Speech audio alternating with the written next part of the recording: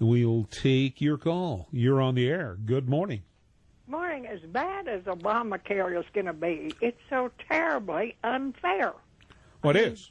Absolutely. Different prices for different states.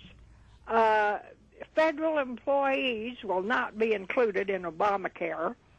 They're much too good for that. So it's for the little people, and the little people are the ones that's going to end up paying for it.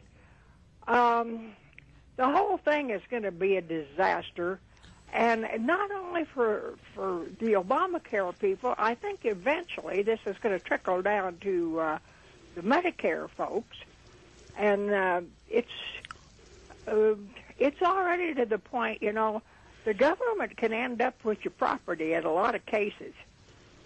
So we're just in a real mess, and I don't know how it's going to end up. I really don't. But I don't think they do have either. a nice day. Well, Nancy, thanks for weighing in. We appreciate it.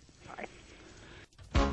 All right, back to the phones we go. You're on the air in the Morning Zone on KJB. Hey, Dave, this is Barry. Hey, Barry, how are you? Good to hear you again on the radio. Thank you. I really appreciate what Nancy had to say. Dave, one of the things I find out is that if we're not willing to follow God's 10 commandments, we're going to have to be following men's 10,000 commands. And, we had the Constitution, and they've added so many things on, and it was just to kind of go back to it within history with the 10 commandments that God had given. Even with the Pharisees and the Sadducees, they were basically the lawmakers of the time, mm-hmm.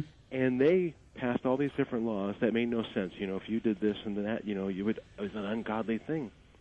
The thing is, when we keep passing these laws, and when do we get to the point where we say enough is enough?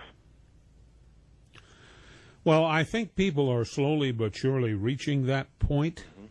as more and more people who have been apathetic to what's been happening to our country awaken and realize that if they don't stand up, that we're going to lose the freedoms Sure. that we have enjoyed for over 200 years in this country. One of the things that really excites me is people like Chuck Baldwin and other pastors that are willing to stand up and stand for the Constitution.